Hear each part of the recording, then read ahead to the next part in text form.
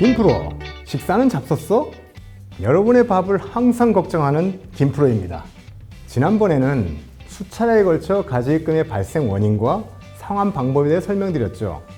가지입금이 뭐죠? 단순하게 설명하면 주주, 임원, 종업원이 법인 자금을 인출했는데 증빙이 없는 경우를 말합니다. 대부분은 대표이사가 인출한 자금을 말하는 것이지요.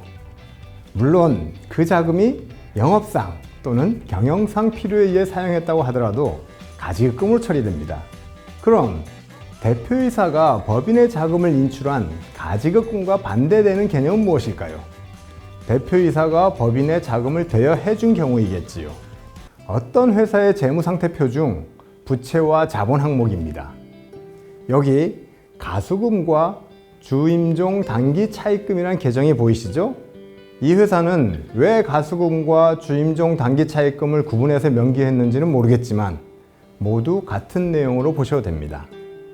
설명을 용이하게 하기 위해 가수금 9억으로 설명하겠습니다.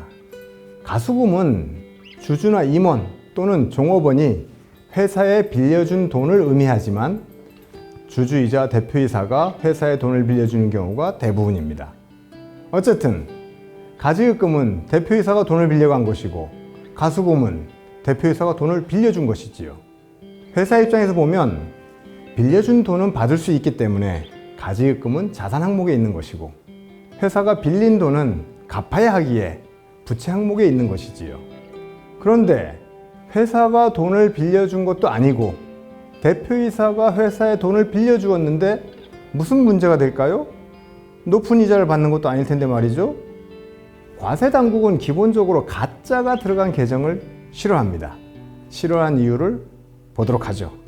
가수금은 실제로 회사가 자금이 부족해서 대표이사나 법인의 특수관계인이 회사에 돈을 대여한 경우도 있지만 분식회계 결과로 발생하기도 합니다.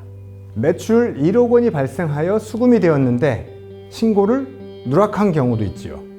또는 가공비용을 가수금으로 처리하는 경우도 있습니다. 실제로는 발생하지 않은 비용을 장부에 반영한 것이지요. 그리고 실제로 없는 자산 1억을 장부에 반영하여 반대편에 가수금 1억을 기록하기도 하지요. 이렇게 분식회계로 인한 가수금을 가성가수금이라고 합니다. 과세당국이 가짜가 들어간 계정을 싫어하는 이유를 알겠지요?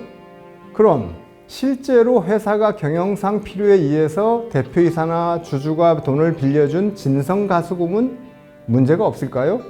우선 문제의 첫 번째는 기업의 재무구조가 악화된다는 것입니다. 가수금도 명확한 부채이기 때문에 기업 부채 비율이 상승하는 등 재무구조가 안 좋아집니다. 부채 비율은 자본총계분의 부채총계로 계산하죠. 도표에서 보면 부채총계가 13억, 자본총계가 15억이니 부채 비율은 86.7%입니다. 만일 가수금 9억이 없다고 가정하면 부채 비율은 26.7%로 뚝 떨어집니다. 사실 이 회사는 금융기관 차입금이 한 푼도 없는 회사거든요. 어쨌든 가수금은 부채 비율을 높일 뿐만 아니라 당좌 비율, 유동 비율도 떨어뜨립니다. 그러면 대출 문제나 정책자금 심사, 입찰 등에 부정적인 영향을 미치게 되겠지요. 가수금은 돈을 빌려간 회사에게만 부정적인 영향을 주는 게 아니라 돈을 빌려준 대표에게도 악영향을 미치게 됩니다. 돈까지 빌려줬는데 악영향이라니요. 돈을 빌려준 채권자는 갑 중에 갑 아닌가요? 아닙니다. 돈을 빌려준 채권자도 낭패를 볼 수가 있습니다. 바로 채권자인 대표가 사망했을 경우입니다. 가수금도 채권이기 때문에 채권자가 사망하면 상속재산에 포함되겠죠. 상속인이 상속세를 내고 가수금을 상속받는다고 해서 그 가수금에 재산권 행사를 할 수 있을까요? 현실적으로는 어렵습니다.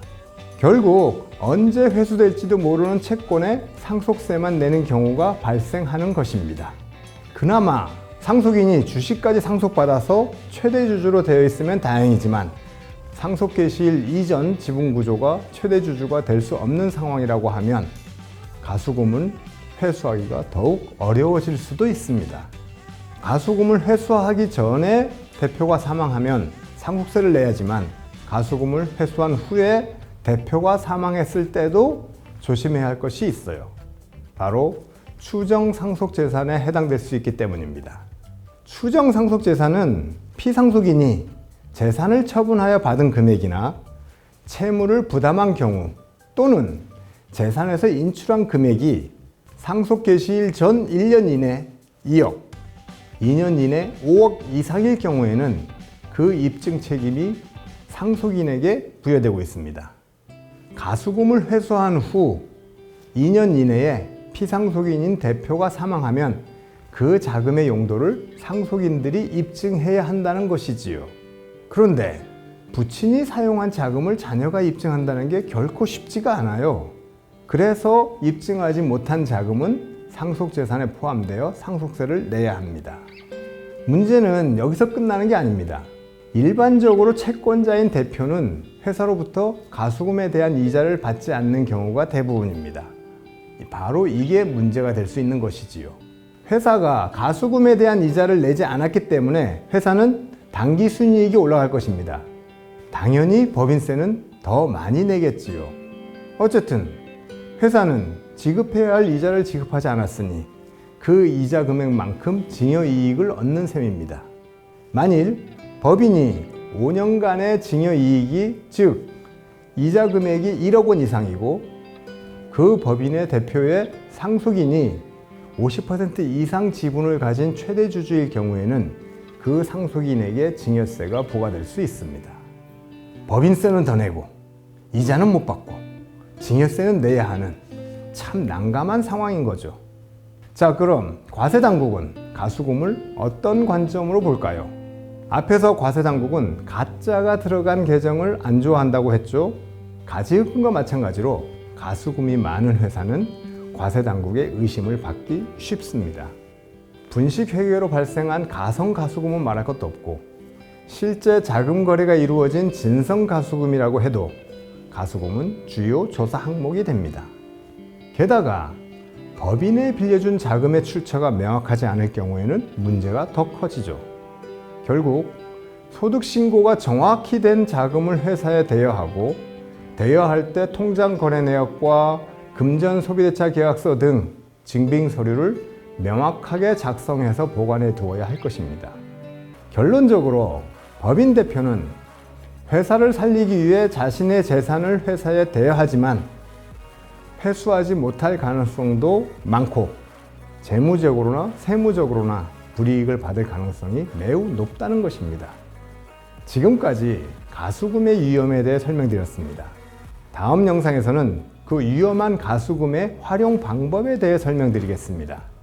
구독과 좋아요 꼭 부탁드리며 지금까지 대표님의 밥을 항상 걱정하는 김프로TV였습니다. 감사합니다. Way back a year ago,